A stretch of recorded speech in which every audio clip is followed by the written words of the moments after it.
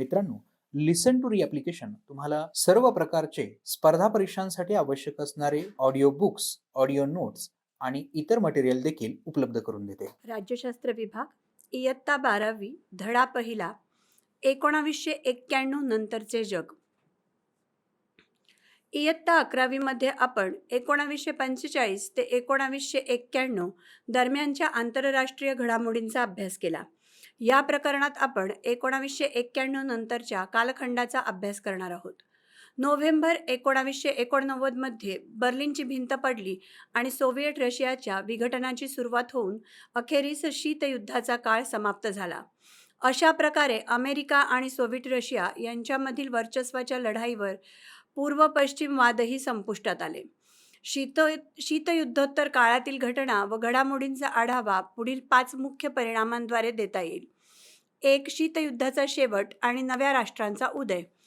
शीतयुद्धाच्या शेवटाबरोबर America आणि Soviet Russia या 2 महासत्तांनी व्यापलेली आंतरराष्ट्रीय व्यवस्था संपुष्टात आली.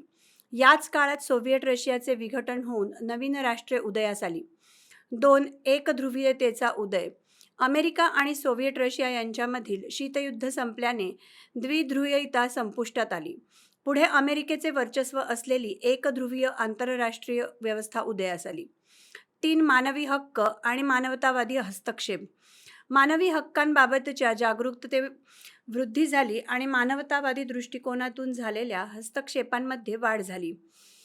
4. दहशतवाद. 11 सप्टेंबर 2001ला अमेरिकेविरुद्ध झालेल्या हल्ल्यानंतर ज्याला 9/11 हल्ला म्हणून ओळखला जातो, दहशतवादाचे स्वरूप बदलत गेले. 5. बहुध्रुवीयता आणि प्रादेशिकतावाद. या काळात मुख्यतः चीन आणि भारत या राष्ट्रांचा प्रभाव वाढला. इंडो पॅसिफिक प्रदेशांचे प्रस्थ वाढले आणि व्लादिमीर पुतिन यांच्या अध्यक्षतेखालील रशियाचाही उदय झाला. या घडामोडींबरोबरच प्रादेशिकतावादाचा विकास झाला. त्यामुळे बहुध्रुवीय जागतिक व्यवस्था अस्तित्वात आली. प्रदेश आणि प्रादेशिक संस्थांचे महत्त्व वाढत गेले. माहीत आहे का तुम्हाला, महासत्तेला आंतरराष्ट्रीय राजकारणामध्ये महत्त्वाचे स्थान असते. महासत्तांकडे जागतिक घडामोडींवर प्रभाव टाकून आपले हित साधण्याची क्षमता असते. दुसऱ्या महायुद्धानंतर शीतयुद्धाच्या काळात अमेरिका आणि सोव्हिएट रशिया या 2 महासत्ता एकमेकांसमोर उभ्या ठाकल्या होत्या. शीतयुद्धाचा शेवट आणि नव्या राष्ट्रांचा उदय. 1989 मधील पूर्व युरोपातील क्रांतीनंतर आंतरराष्ट्रीय संबंधांमध्ये 2 महत्त्वाचे प्रवाह आढळतात. पहिला म्हणजे स्वयंनिर्णयांच्या हक्कांवर आधारित वांशिक राष्ट्रवादाच्या संकल्पनेचा आग्रह आणि दुसरा म्हणजे द्विध्रुवीयतेचा अस्त. अमेरिका आणि सोव्हिएट रशिया या 2 महासत्ता अस्तित्वात असल्यामुळे द्विध्रुवीयता अबाधित होती. सत्तेच्या या 2 केंद्रांमध्ये जग विभाजित झाले होते. सोव्हिएट रशियाच्या विघटनामुळे एक महासत्ता लोप पावली आणि जगात द्विध्रुवीयता नष्ट झाली. पूर्व युरोप राज्यांमधील क्रांती ही तेथील मध्यम वर्गाच्या वाढत्या अपेक्षांमधून निर्माण झाली होती. अधिक स्वतंत्र आणि आर्थिक स्थैर्य मिळावे अशी त्यांची इच्छा होती. म्हणूनच सोव्हिएट प्रणित साम्यवादी शासनांविरुद्ध त्यांनी उठाव केला. तेथे स्वतंत्र लोकशाही राज्ये उदयास आली. सोव्हिएट रशियाच्या अंतर्गत आणि आर्थिक स्वातंत्र्य मिळवण्यासाठी देखील चळवळी उदयास आल्या. त्यामुळे वेगवेगळ्या राज्यांनी अधिक स्वायत्ततेसाठी आग्रह धरून कालांतराने स्वातंत्र्याची मागणी केली. या दरम्यान विविध प्रदेशातील लोकसमूहांच्या वांशिक अस्मिता प्रबळ होऊ लागल्या. त्यामुळे वांशिक अस्मितेवर आधारित स्वतंत्र राष्ट्र निर्मितीच्या मागण्या होऊ लागल्या. याची काही उदाहरणे पुढीलप्रमाणे. युरोपमध्ये नवीन राष्ट्रे खालीलप्रमाणे निर्माण झाली. चेकोस्लोव्हाकियाचे चेक गणराज्य आणि स्लाव गणराज्य या 2 राष्ट्रांमध्ये विभाजन झाले. युगोस्लोव्हाकियाचे विघटन होऊन क्रोएशिया, स्लोव्हेनिया, सर्बिया, बोस्निया आणि हर्जेगोव्हिना, उत्तर मेसिडोनिया, मॉन्टेनिग्रो ही राज्ये उदयास आली. सोव्हिएट रशियाच्या विघटनातून काही नवी राष्ट्रे अस्तित्वात आली ती पुढीलप्रमाणे. Armenia, Moldova, Estonia, Latvia, Lithuania, Georgia, Azerbaijan, Tajikistan, Kyrgyzstan, Belarus, Uzbekistan, Turkmenistan, Ukraine, Kazakhstan आणि रशिया. स्वशासनाच्या हक्कावर आधारलेल्या वांशिक राष्ट्रवादाला अनुसरून नव्या राज्यांच्या निर्मितीचा प्रवाह जगाच्या इतर भागांमध्येही दिसून आला. काही नवे देश जे स्वतंत्र राज्य म्हणून उदयास आले होते ते होते पूर्व तिमोर, इंडोनेशियापासून स्वातंत्र्य, एरिट्रिया, इथिओपियापासून स्वातंत्र्य, दक्षिण सुदान, सुदानपासून स्वातंत्र्य. आजही वांशिक राष्ट्रवादावर आधारित स्वातंत्र्याच्या मागण्या होत आहेत. कॅटलोनिया स्पेनपासून स्वातंत्र्य हवे आहे. कोसोवो सर्बियापासून स्वातंत्र्य हवे आहे. युरोपातील काही देशांनी कोसोवोचा स्वतंत्र देशाचा दर्जा मान्य केला आहे. चेचन्या रशियापासून स्वातंत्र्य हवे आहे. आमचे असेच ऑडिओ लेक्चर ऐकत राहण्यासाठी तुम्ही या ऑडिओसोबतच्या लिंकवर क्लिक करून प्ले स्टोअरवरून आपले ॲप्लिकेशन डाउनलोड करू शकता. एकध्रुवीय जागतिक व्यवस्थेचा उदय. 1990 मध्ये इराकने कुवेतवर आक्रमण करून कुवेतच्या भूप्रदेशावर ताबा मिळवला. याचे पडसाद जागतिक स्तरावर उमटले. संयुक्त राष्ट्रांनी या प्रकरणाची दखल घेत यावर चर्चा केली. इराक विरुद्धच्या कारवाईत पुढाकार घेत अमेरिकेने एका बहुराष्ट्रीय सैन्याचे नेतृत्व केले. या युद्धात कुवेतची इराकच्या ताब्यातून सुटका केली. अमेरिकेचे तत्कालीन राष्ट्राध्यक्ष जॉर्ज एच बुश सिनियर यांच्या मते हा एक नैतिक विजय होता. या नव्या जागतिक परिस्थितीला न्यू वर्ल्ड ऑर्डर अशी संज्ञा वापरली गेली. अमेरिकेच्या या कृतीला जागतिक पातळीवर पाठिंबा मिळाला. यात सोव्हिएट रशिया, चीन, नाटोमधील सहभागी देश, इस्रायल आणि अरब देशांमध्ये सौदी अरेबियाचा देखील समावेश होता. अंतर्गत समस्यांनी ग्रासलेल्या सोव्हिएट रशियाचे 1991 मध्ये विघटन झाले. अमेरिकेसमोर फारसे वैचारिक आव्हान उरले नव्हते. कालांतराने नवीन जागतिक व्यवस्था या संज्ञेचा अर्थ राष्ट्रीय सुरक्षेशी जोडून जागतिक पातळीवर अमेरिकन वर्चस्वाला आणि नेतृत्वाला सर्वमान्यता आहे असा घेण्यात आला. एकध्रुवीय जागतिक व्यवस्थेची ही पहिलीच अभिव्यक्ती होती. माहीत आहे का तुम्हाला? अमेरिकन राजकीय भाष्यकार फ्रान्सिस फुकुयामा यांनी इतिहासाचा अंत हा सिद्धांत मानला. यांच्या मते सोव्हिएट रशियामध्ये साम्यवादाचा पाडाव झाल्यानंतर समाजवादी राजकीय, आर्थिक आणि सामाजिक व्यवस्थेचा अंत होऊन आता जगभरात उदारमतवादी लोकशाही व्यवस्था निर्माण होतील. अमेरिका आता जगात एक प्रबळ राष्ट्र म्हणून प्रस्थापित झाले होते. अमेरिकेच्या या वर्चस्वाला राजकीय आणि आर्थिक आयाम होते. राजकीयदृष्ट्या पूर्व युरोपातील अनेक पूर्वाश्रमीच्या साम्यवादी राजवटींनी अमेरिकी उदारमतवादी लोकशाही तत्वांवर आधारलेली शासन प्रणाली स्वीकारली. सुशासनाची संकल्पना सुद्धा लोकशाहीशी जोडली गेली. आर्थिक क्षेत्रात देखील बऱ्याच देशांनी समाजवादी अर्थव्यवस्थेचा त्याग केला. अमेरिकन वर्चस्वाचा आणखीन एक महत्त्वाचा पैलू म्हणजे तिचे सॉफ्ट पॉवर. सैनिकी बळाचा वापर न करता दुसऱ्या देशांवर प्रभाव टाकणे म्हणजे सॉफ्ट पॉवर. हा प्रभाव पाडण्यासाठी आर्थिक, सामाजिक, सांस्कृतिक आणि इतर साधनांचा वापर केला जातो. उदारमतवादी लोकशाही म्हणजे काय? उदारमतवादी लोकशाही हा प्रातिनिधिक लोकशाहीचाच एक प्रकार आहे. जागतिक स्तरावर आज उदारमतवादी लोकशाही व्यवस्था ही एक प्रबळ राजकीय विचारधारा आहे. यात वैयक्तिक स्वातंत्र्याला महत्त्वाचे स्थान आहे. उदारमतवादी लोकशाहीची काही ठळक वैशिष्ट्ये पुढीलप्रमाणे: सार्वत्रिक मताधिकार, स्वतंत्र आणि न्याय निवडणुका, स्पर्धात्मक पक्षीय राजकारण, कायद्याचे राज्य. माहीत आहे का तुम्हाला? अमेरिकन समाजशास्त्रज्ञ जोसेफ नाय यांनी सत्तेचे विभाजन 2 प्रकारात केले आहे: हार्ड पॉवर आणि सॉफ्ट पॉवर. हार्ड पॉवरमध्ये अशी क्षमता जी दुसऱ्यांना त्यांच्या प्राधान्यक्रमाच्या आणि इच्छेच्या विरुद्ध वागण्यास भाग पाडते. यात धमकी आणि प्रलोभने दाखवून दुसऱ्यांवर सक्ती करणे याचा समावेश होतो. याच्या विरुद्ध सॉफ्ट पॉवर म्हणजे अशी क्षमता ज्यामुळे लोक तुम्हाला हवे तेच दुसऱ्यांना हवेसे वाटेल. अधिक स्पष्ट करायचे असल्यास सक्तीपेक्षा आकर्षण निर्माण करून स्वतःची ध्येय साध्य करण्याची क्षमता म्हणजे सॉफ्ट पॉवर होय. अमेरिकन सॉफ्ट पॉवरची काही उदाहरणे: शैक्षणिक देवाणघेवाण कार्यक्रम. अमेरिका हा देश विद्यार्थ्यांसाठी अतिशय अनुकूल आहे. गेल्या काही वर्षांमध्ये अमेरिकेत शिकणाऱ्या आंतरराष्ट्रीय विद्यार्थ्यांचा आकडा भरपूर प्रमाणात वाढला आहे. आंतरजाल. आंतरजालाद्वारे लोकशाही व अभिव्यक्ती स्वातंत्र्याचा प्रसार ही सुद्धा अमेरिकेच्या सॉफ्ट पॉवरचाच एक भाग आहे. Food chains. अमेरिकन फूड चेन्सला जागतिक ओळख लाभलेली आहे. McDonald, Subway, Pizza Hut, burger king इत्यादींची काही उदाहरणं आपण देऊ शकतो. मानवी हक्क आणि मानवतावादी हस्तक्षेप. राष्ट्रांचे विघटन आणि नव्या राष्ट्रांचा उदय या प्रक्रिया नेहमीच शांततामय असतीलच असे नाही. उदाहरणार्थ युगोस्लोव्हासियाच्या बोस्निया आणि हर्जेगोविना प्रांतांमध्ये प्रचंड प्रमाणात वांशिक हिंसाचार झाला.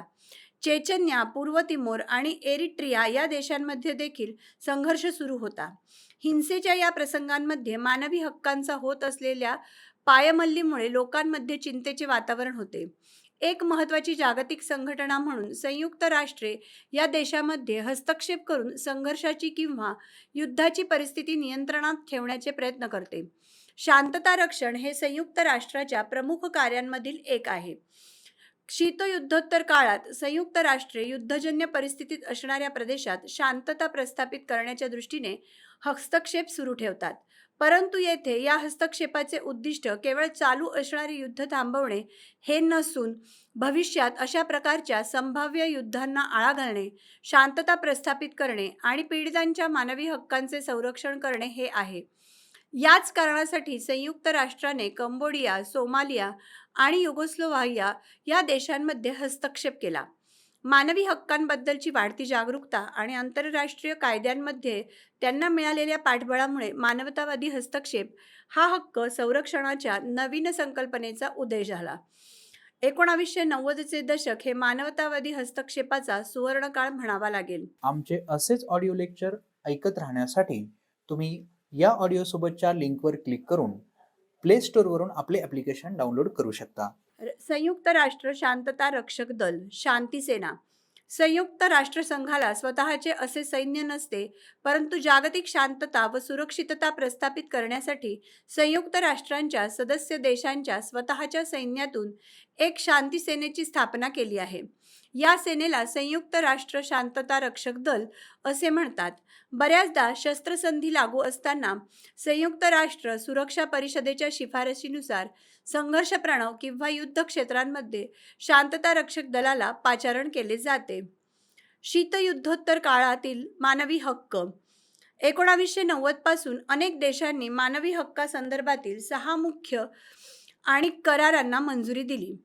170हून अधिक देशांनी व्हिएन्ना येथे पार पडलेल्या 1993च्या जागतिक मानवी हक्क परिषदेत सहभाग नोंदवला. या परिषदेत त्यांनी मानवी हक्क संरक्षणाबाबत आपल्या जबाबदारीची पुन्हा एकदा पुष्टी केली. यानंतर संयुक्त राष्ट्रांचे मानवाधिकार उच्चायुक्तांचे कार्यालय अस्तित्वात आले. यांचे मुख्य कार्यालय संयुक्त राष्ट्राच्या मानवी हक्कांशी निगडित कार्यक्रमांद्वारे समन्वय साधणे आणि मानवी हक्कांप्रती सार्वत्रिक आदर प्रस्थापित करणे हे होते. 90च्या दशकात मानवी हक्कांसंबंधीचे विचार प्रसारित करण्यात बिगर सरकारी संस्थांनी महत्त्वाची भूमिका बजावली. International committee of the red cross, medicines सान्स फ्रँटियर आणि ऑक्सफर्म या संस्था थेट युद्धक्षेत्रांमध्ये कार्यरत आहेत. या संस्था मानवी हक्कांबाबत मोहीम राबवून मानवी हक्क करार, मानवतावादी कायद्यांचे पालन यांचा प्रसार करतात. माहीत आहे का तुम्हाला भारताचे मानवतावादी कार्य? संयुक्त राष्ट्रांचे कंबोडियातील संक्रमण प्राधिकरण UNTAC फेब्रुवारी 1992 ते सप्टेंबर 1993. कंबोडियात शांतता राखण्यासाठी व मानवी हक्कांप्रती आदर निर्माण करण्यासाठी भारतातर्फे सैन्य आणि पोलीस दल पाठवण्यात आले. याचबरोबर कायदा व सुव्यवस्था राखणे, मुक्त आणि न्याय्य निवडणुकांचे आयोजन, नागरी प्रशासन ही कार्य हाती घेतली. संक्रमण काळात कंबोडियन निर्वासितांचे प्रत्यावर्तन व पुनर्वसन करण्यात देखील भारताने महत्त्वाची भूमिका बजावली. संयुक्त राष्ट्रांची सोमालियातील मोहीम UNOSOM सेकंड, मार्च 1993 ते डिसेंबर 1994. सोमालियातील संयुक्त राष्ट्रांच्या अभियानात भारताने सक्रिय सहभाग नोंदवला होता. संयुक्त राष्ट्रांच्या शांती सेनेतील भारतीय तुकडीने यशस्वीरित्या मानवतावादी मदत पुरवण्याचे काम केले. त्यांनी मोठ्या प्रमाणात विहिरी खोदल्या, शाळा आणि मशिदी बांधल्या, फिरते दवाखाने व मदत शिबिरांद्वारे वैद्यकीय व पशुवैद्यकीय सुविधा पुरवण्यात आल्या. याचबरोबर हजारो निर्वासितांचे पुनर्वसन करून त्यांच्या प्रत्यावर्तनास सहाय्य केले. दहशतवाद. 11 सप्टेंबर 2001 रोजी झालेल्या न्यूयॉर्क ट्रेड सेंटर आणि वॉशिंग्टन DC मधील पेंटागनवरील हल्ल्याने, जो 9/11चा हल्ला म्हणून ओळखला जातो, दहशतवादाचे एक नवे रूप जगासमोर आले. दहशतवादाची संकल्पना तशी जुनी आहे. समाजात भीती निर्माण करून राजकीय, धार्मिक आणि वैचारिक उद्दिष्टे पूर्ण करण्याच्या हेतूने चालविलेला हिंसाचार किंवा निर्माण केलेला धाक म्हणजे दहशतवाद होय. साधारणपणे सरकारी संस्था आणि अधिकारी यांना प्रामुख्याने लक्ष्य केले जाते. 1972 मध्ये म्युनिक येथे इस्रायलच्या ऑलिम्पिक संघावर पॅलेस्टिनी दहशतवाद्यांनी केलेला हल्ला आधुनिक दहशतवादाचे पहिले उदाहरण म्हणता येईल. माहीत आहे का तुम्हाला?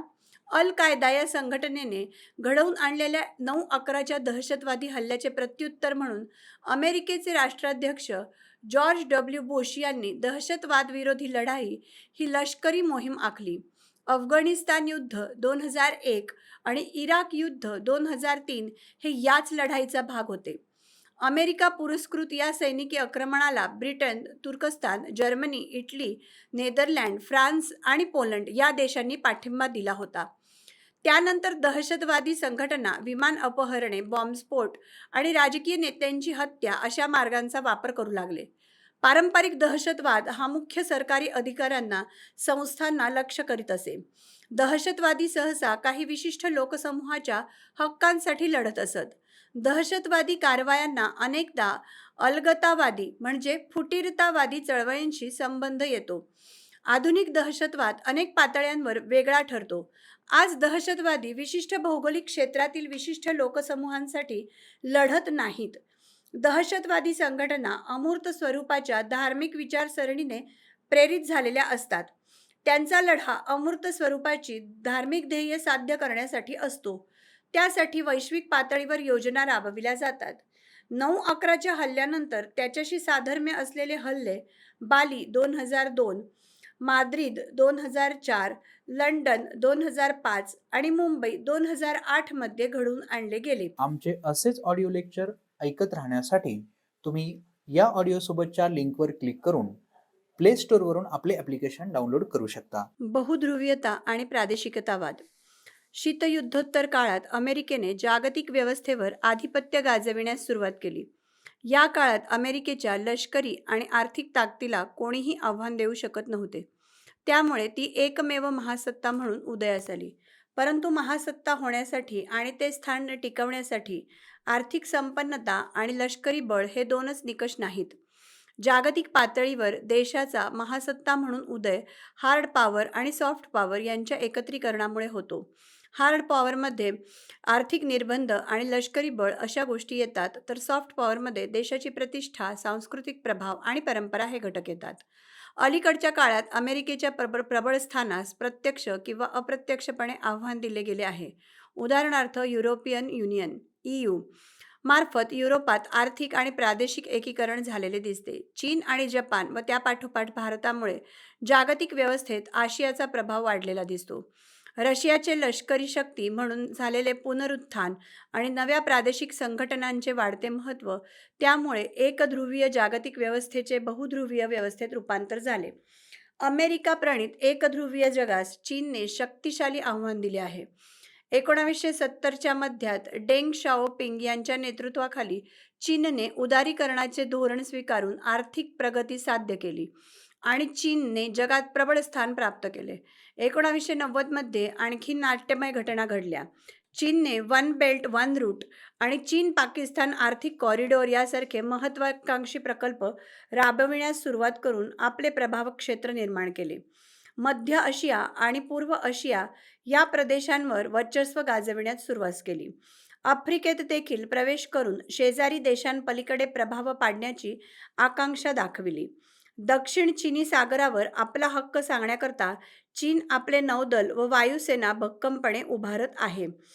रशियाने तेल आणि वायू निर्मितीच्या क्षेत्रात मोठी प्रगती केलेली आहे. रशिया ऊर्जा स्रोतांची महासत्ता म्हणून उदयास आली आहे. हल्लीच्या काळात तेथे आर्थिक स्थैर्यामुळे राष्ट्रनिष्ठा जागरूक होऊन लष्कराचा प्रभाव वाढलेला दिसतो. रशिया हा शांघाय कोऑपरेशन ऑर्गनायझेशन SCO चा संस्थापक सदस्य असल्यामुळे मध्य आणि पूर्व युरोपात रशियाचा बऱ्यापैकी प्रभाव कायम आहे असे दिसते. आज घडीला इंडो पॅसिफिक प्रदेशांचे महत्त्व वाढीस लागले आहे. चीन आणि भारतासारख्या देशांमुळे झालेली आर्थिक वृद्धी, दक्षिण चीन महासागरातील संघर्ष ASEANचे वाढलेले महत्त्व आणि पॅसिफिक प्रदेशात अमेरिकेला असणारा रस यामुळे या प्रदेशांचे महत्त्व आणखी वाढीस लागले आहे. भविष्यात भारताची या प्रदेशांमध्ये महत्त्वाची भूमिका असेल. शीतयुद्धोत्तर काळातील प्रादेशिकतावाद. प्रादेशिकतावाद हा आंतरराष्ट्रीय संबंधांच्या अभ्यासातील महत्त्वाचा विषय आहे. एखादी प्रादेशिक संघटना निर्माण करण्यासाठी अथवा त्याचा भाग होण्यासाठी अनेक देश एकत्र येताना दिसतात.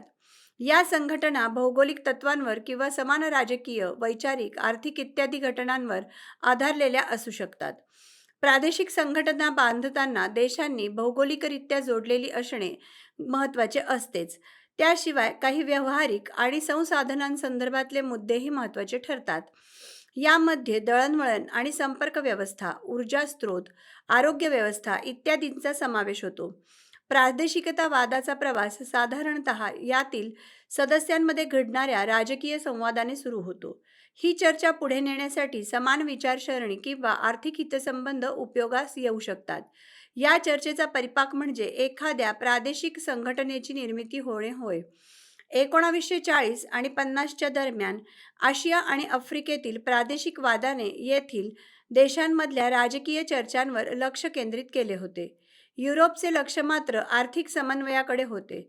उदाहरणार्थ, युरोपमध्ये युरोपीय कोळसा आणि पोलाद समुदाय ESSC 1951, युरोपीय आर्थिक समुदाय EEC 1957, युरोपीय अणुऊर्जा समुदाय युरोअटम 1958 या संघटना स्थापन झाल्या. 1960च्या सुमारास प्रादेशिक सहकार्याच्या संकल्पनेचा आशियामध्ये प्रसार झाला. 1967 मध्ये ASEAN ही स्थापना झाली. 1960 आर्थिक निकषांवर आधारलेल्या प्रादेशिक संघटना उदयास आल्या. नाटोसारख्या काही संघटनांनी संरक्षणाच्या बाबीवर लक्ष केंद्रित केले. शीतयुद्धोत्तर काळात प्रादेशिक संघटनांनी व्यापारावरही लक्ष देण्यास सुरुवात केली. त्यामुळे या काळात अनेक व्यापारी गट निर्माण झालेले दिसून येतात. आमचे असेच ऑडिओ लेक्चर ऐकत राहण्यासाठी तुम्ही या ऑडिओसोबतच्या लिंकवर क्लिक करून प्ले स्टोअरवरून आपले ॲप्लिकेशन डाउनलोड करू शकता. व्यापारी गट म्हणजे काय? अनेक देश मिळून आपले आर्थिक हितसंबंध दृढ करण्याकरता काही विशेष करार करण्यासाठी व्यापारी गट स्थापन करतात. सामान्यतः हे करार व्यापारातील अडथळ्यांना कमी अथवा दूर करण्यासाठी केले जातात. जकात, आयातीवरील कर आणि कोटा, आयातीच्या प्रमाणावर घातलेल्या मर्यादा हे व्यापारातील अडथळ्यांचे प्रमुख प्रकार आहेत.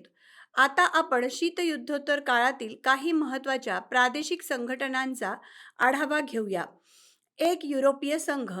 दुसरे महायुद्ध व त्यानंतर शीतयुद्ध यामुळे आलेल्या सततच्या अस्थिरतेमुळे युरोपमधील देशांना कायमच एकत्र येण्याची प्रेरणा मिळाली आहे. युरोपीय संघांची सुरुवात आर्थिक सहकार्य दृढ करणारी संस्था म्हणून झाली. याच धर्तीवर युरोपीय संघाची स्थापना झाली. त्यामागची कल्पना अशी होती की जेव्हा देश एकमेकांशी व्यापार करतील तेव्हा ते आर्थिकरित्या परस्परांवर अवलंबून असतील. त्यामुळे यांच्यामधील संघर्ष टळू शकेल. यासाठीच युरोपीय कोळसा व पोलाद समुदाय आणि युरोपीय आर्थिक समुदाय या दोन संस्थांची अनुक्रमे 1951 आणि 1957 साली स्थापना झाली. पुढे या सर्व संघटना एकमेकात विलीन होऊन युरोपीय समुदाय EC म्हणून ओळखले गेले. 1973 मध्ये एका कराराअंतर्गत युरोपीय संसद निर्माण करण्यासाठी एक करार करण्यात आला होता. 1980च्या दशकात युरोपीय संघाची एक बाजारपेठ तयार करण्याच्या दृष्टीने प्रयत्न सुरू होऊन 1993 मध्ये ती प्रक्रिया पूर्ण झाली. 7 फेब्रुवारी 1992 रोजी मास्त्रिक्ट करार अंमलात येऊन युरोपीय संघाची स्थापना झाली. या करारामुळे सहकार्याचा परिघ वाढला आणि त्यात अंतर्गत व्यवहार, न्यायालयीन बाबी, परराष्ट्र आणि संरक्षण धोरणांचा समावेश झाला. या करारातून आर्थिक पातळीवर एकीकरण होऊन युरो या समान चलनाचा उदय झाला. युरो हे युरोपियन संघांमधील 28 पैकी 19 देशांचे अधिकृत चलन आहे. या देशांना एकत्रितपणे युरोझोन म्हणून ओळखले जाते. निव्वळ आर्थिक संघटनांच्या दृष्टीने सुरू झालेली युरोपीय सहकार्याची प्रक्रिया विकसित होऊन आता हे संघटन हवामान बदल, पर्यावरण, आरोग्य, परराष्ट्र संबंध व स्थलांतर अशा विविध धोरण क्षेत्रांमध्ये कार्यरत आहे. माहीत आहे का तुम्हाला, 1 जानेवारी 1999 साली जगातील चलनांच्या बाजारात युरोचा प्रवेश झाला. ब्रिटन, स्वीडन आणि डेन्मार्क यांचा अपवाद वगळता युरोपीय संघाच्या सगळ्या देशांमध्ये युरोचा वापर सुरू झाला. युरोपीय संघातील युरो हे राष्ट्रीय चलन म्हणून स्वीकारलेल्या देशांच्या भौगोलिक आणि आर्थिक प्रदेशास युरोझोन म्हणून संबोधतात. शेंगेन प्रदेशाची निर्मिती ही युरोपीय संघाची सगळ्यात मोठी कामगिरी मानली जाते. शेंगेन करार हा 1985 साली केला गेला, ज्याद्वारे सगळ्या सदस्य देशांमधील अंतर्गत सीमारेषा नष्ट करण्यात आल्या. फ्रान्स, जर्मनी, बेल्जियम, लक्झेंबर्ग आणि नेदरलँड या 5 युरोपियन देशांनी या करारावर स्वाक्षऱ्या केल्या. हा करार लक्झेंबर्ग देशाच्या दक्षिणेकडील शेंगेन या खेडेगावात करण्यात आला. शेंगेन व्हिसा हा युरोपमध्ये सर्वत्र वापरला जाणारा व्हिसा आहे. शेंगेन प्रदेशांतर्गत सीमा नाहीत. या प्रदेशात केवळ युरोपीय संघाचे सदस्य, परंतु सदस्य नसणारे व्यापारी आणि पर्यटक हेही एका देशातून दुसऱ्या देशात सहजरित्या व मोकळेपणाने प्रवेश करू शकतात आणि प्रवासही करू शकतात. या प्रवासात त्यांना तपासणी आणि चौकशीला सामोरे जावे लागत नाही. सद्यस्थितीत युरोपीय संघातील 28 पैकी 22 देश शेंगेन प्रदेशाचा भाग आहे. माहीत आहे का तुम्हाला शेंगेन व्हिसा म्हणजे काय? शेंगेन व्हिसा पात्र व्यक्तींना 26 सहभागी देशांमध्ये मुक्तपणे प्रवास करण्याची परवानगी देते. याचाच अर्थ युरोपीय प्रवाशांना अंतर्गत शेंगेन सीमांवर तपासणी प्रक्रियांना सामोरे न जाता वेगवेगळ्या शेंगेन देशांमध्ये थेट प्रवेश मिळवता येईल. माहीत आहे का तुम्हाला युरोपीय महासंघाचे कार्य कसे चालते?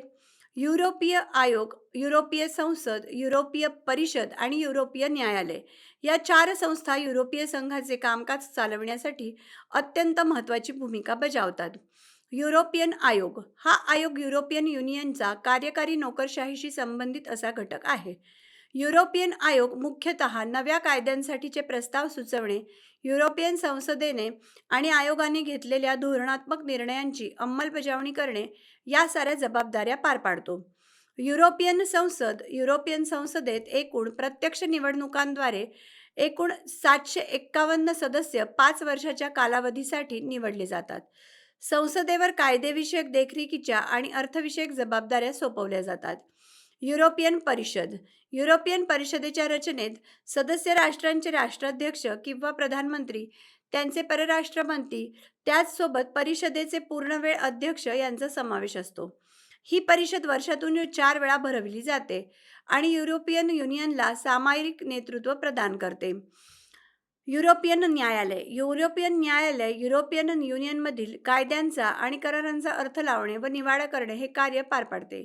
युरोपियन युनियनचे कायदे सदस्य देशांच्या राष्ट्रीय कायद्यांपेक्षा श्रेष्ठ मानले जातात. 2. सार्क SAARC 1985 मध्ये ढाका येथे सार्कची स्थापना करण्यात आली. सुरुवातीच्या काळात सार्कमध्ये भारत, बांगलादेश, पाकिस्तान, नेपाळ, भूटान, श्रीलंका व मालदीव असे 7 देश सदस्य होते. 2007 मध्ये अफगाणिस्तानचा 8वा सदस्य म्हणून समावेश केला गेला. चीन, अमेरिका, युरोपीय महासंघ यांच्यासह 9 देश व संघटनांना सार्कमध्ये निरीक्षक दर्जा बहाल करण्यात आला आहे. दक्षिण आशियामध्ये संवाद निर्माण करण्यासाठी सार्कची निर्मिती करण्यात आली. या अनुषंगाने दक्षिण आशियाई प्राधान्य व्यापार करार SAPTA साप्ता 1993 साली अस्तित्वात आला. पुढे दक्षिण आशियाई मुक्त व्यापार क्षेत्र ही सार्कची मुक्त व्यापार व्यवस्था 2006 मध्ये एका करारामुळे कार्यान्वित झाली, ज्यामुळे 1993 ची सार्क प्राधान्य व्यापार व्यवस्था संपुष्टात आली. आमचे असेच ऑडिओ लेक्चर ऐकत राहण्यासाठी तुम्ही या ऑडिओसोबतच्या लिंकवर क्लिक करून प्ले स्टोअरवरून आपले ॲप्लिकेशन डाउनलोड करू शकता. 3.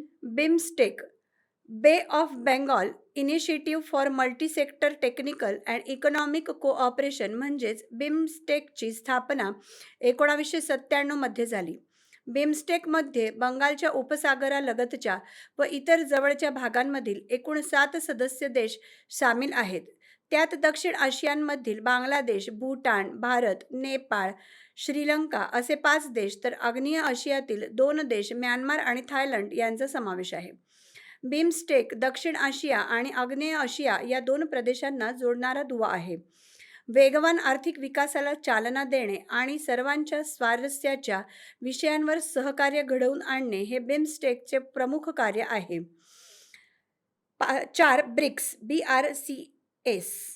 ब्रिक्स ही संघटना 2009 साली ब्राझील, रशिया, भारत आणि चीन या उदयोन्मुख अर्थव्यवस्था असलेल्या देशांच्या पुढाकाराने आकारास आली. 2010 मध्ये त्यात दक्षिण आफ्रिकेचा समावेश करण्यात आला. ब्रिक्समधील सदस्य विकसनशील किंवा नवीन औद्योगिक देश म्हणून ओळखले जातात. मोठ्या व वेगाने वाढणाऱ्या या अर्थव्यवस्थांचा प्रादेशिक आणि जागतिक घडामोडींवर बऱ्यापैकी प्रभाव असतो. ब्रिक्सचे सर्व सहभागी देश हे G20चे सदस्य आहेत. 5. शांघाय सहकार्य संघटना SCO. शांघाय सहकार्य संघटना 2001 मध्ये चीन, रशिया तसेच कझाकस्तान, किर्गिझस्तान, ताजिकिस्तान आणि उझबेकिस्तान या रशियालगतच्या देशांनी एकत्र येऊन SCO संघटनेचे गठन केले. पुढे 2000 साली भारत आणि पाकिस्तान या संघटनेचे सदस्य झाले. गेल्या काही वर्षात या संघटनेने दहशतवाद विरुद्ध सहकार्याच्या दिशेने महत्त्वाची पावले उचलली आहेत. राजकीय संवाद, चर्चा व आर्थिक सहकार्य याद्वारे शांतता व स्थैर्य राखणे हे या संघटनेच्या प्रमुख उद्दिष्टांपैकी एक आहे. या व्यतिरिक्त व्यापार, संशोधन आणि तंत्रज्ञान या क्षेत्रांमध्ये सहकार्याला ही संघटना चालना देते. 6. G20. युरोपियन युनियन आणि 19 इतर राष्ट्रांची सरकारे यांनी मध्यवर्ती बँकांचे गव्हर्नर यांची 1999 मध्ये G20 नावाने आंतरराष्ट्रीय व्यासपीठ तयार करण्यात आले. त्याचा मुख्य उद्देश आर्थिक स्थैर्याबाबत चर्चा करणे हा होय. 2008 पासून G20चा शिखर परिषदांमध्ये राष्ट्रप्रमुख किंवा राष्ट्राध्यक्ष तसेच त्यांचे अर्थमंत्री आणि परराष्ट्र व्यवहार मंत्री भाग घेताना दिसतात. America, Britain, Germany, France, Japan यासारखी विकसित राष्ट्रे G20ची सभासद आहेत. विकसित आणि विकसनशील राष्ट्रांच्या दरम्यान चर्चा होण्यासाठी हे एक व्यासपीठ आहे. G20मध्ये भारताने सातत्याने सक्रिय सहभाग घेतला आहे. या पाठात आपण 1991 पासूनच्या जागतिक राजकारणातील काही महत्त्वाच्या घटना आणि कल पाहिले. सोव्हिएट महासंघाच्या ऱ्हासानंतरच्या महत्त्वाच्या अशा बदलांचा आपण आढावा घेतला आहे.